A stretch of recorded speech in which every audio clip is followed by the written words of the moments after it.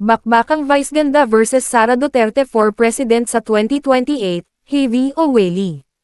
Iba't iba ang reaksyon ng ating mga kabandera sa naging suggestion ng award-winning director na si Lav Diaz na patakbuhin Pangulo si Vice Ganda sa 2028. May mga sumang-ayon sa mga naging pahayag ng premyadong filmmaker pero may mga nagalit at kumontra rin sa pagpapatakbong presidente kay Vice para labanan si Vice President Sara Duterte na sinasabing isa sa magiging top contender sa 2028. Sabi ni Direk Lav, naniniwala siya na napakalaki ng posibilidad na manalong Pangulo ang TV host comedian sa susunod na presidential elections. Aniya, ito na raw ang tamang panahon para pasukin ni Vice ang mundo ng politika. Seryoso yan ha?